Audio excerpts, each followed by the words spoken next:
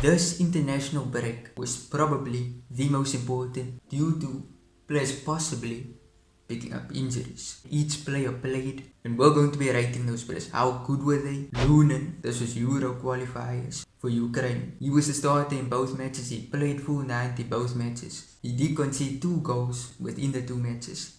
But overall, he was good. Toni Rudiger, I thought Rudiger was decent. He went up against Mbappe. I thought I liked that tussle. Mbappe got the better of him, obviously. But whenever you watch the game, Rudiger was going towards him. Rudiger wanted a piece of it.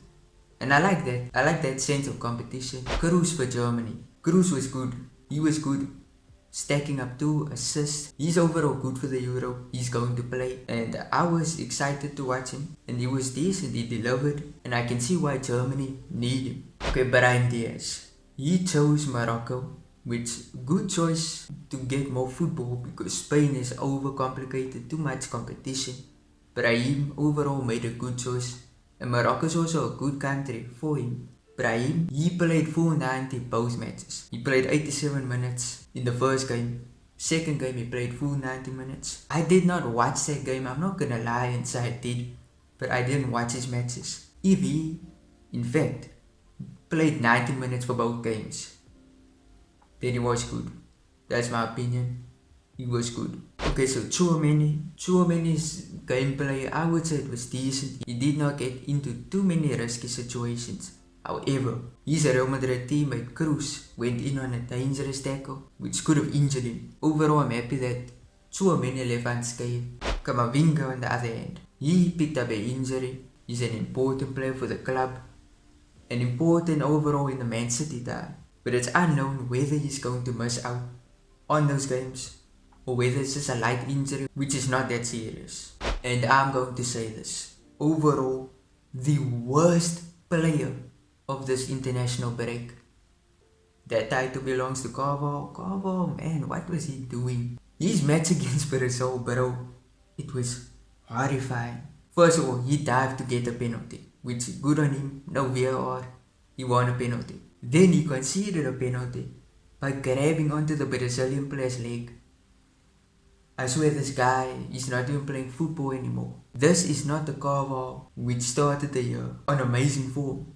Oslo did not play that much, he just played 61 minutes, did not add a goal or an assist. But Oslo, what do we expect? We don't expect him to be a monster in attack.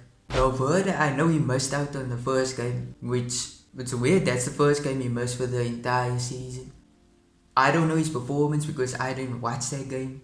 Of course, there were way bigger matches happening in the time he was playing. I would say I was watching the Turkey match. And when it comes to the Turkey match, I was watching it to see Arda play.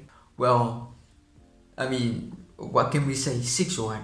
6-1 in that match. Arda's performance, I mean, you can see it for yourself. He was good. But this country was just so bad. Like, when I tell you this, Turkey was a team that I thought would perform in the Euro. Before the Euro, before this international break last year, they looked unstoppable. They looked like a true threat. And now, fast forward, they look like a mid-team, bro. They look so bad. Arda looks like the best player. I would say Arda. And this Juventus player, Yildiz, he looks good. But overall, their defense is bad. And I can go on criticize Turkey. But their team is so bad, like straight up. That makes me get to the veteran, Modric. Class. 2 assists. This guy, fine wine. That's what comes to my mind. Fine wine.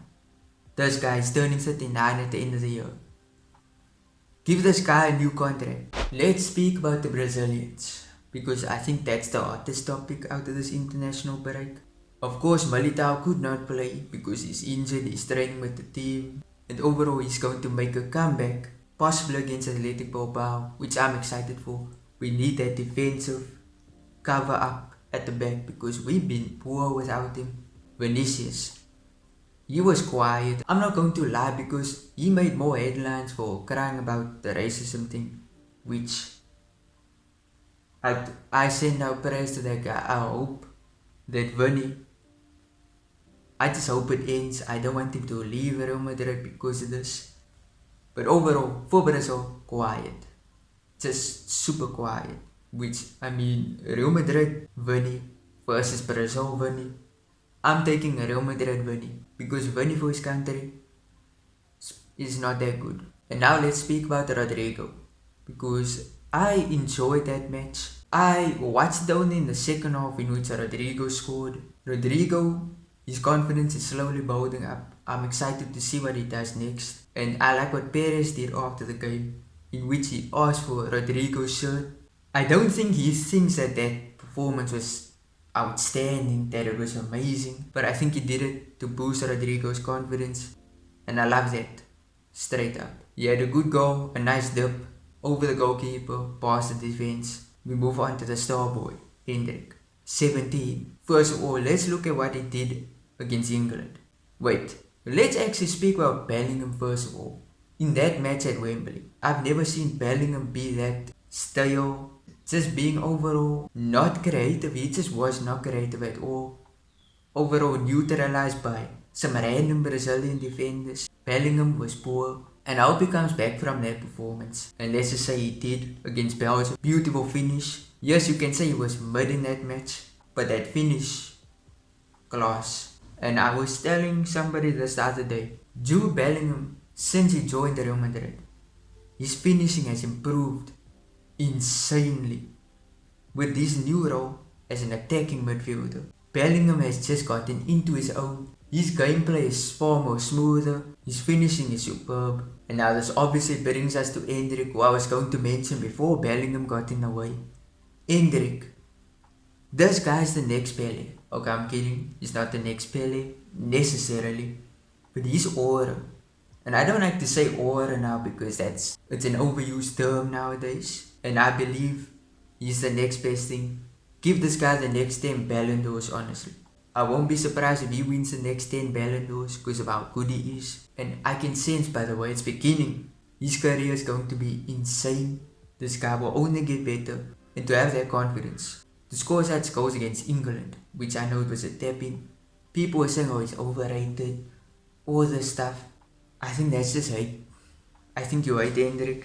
And I think you in denial of how good this guy is becoming and how good he can become. His goal against Spain. And I mean, look at this image. It just looks iconic. Him there in that picture. Barcelona's youngster Yamal, who was also, let me actually give him his flowers. Yamal was excellent. And he got a standing ovation from the Bernabeu fans. Overall, he has a great future ahead of him. Endrick, I was so impressed. What a good goal it was. I can't wait for him next season. With Mbappe also joining, it puts less pressure on him, which I love that. If you enjoyed, leave your opinion, smash like, subscribe. I truly appreciate it.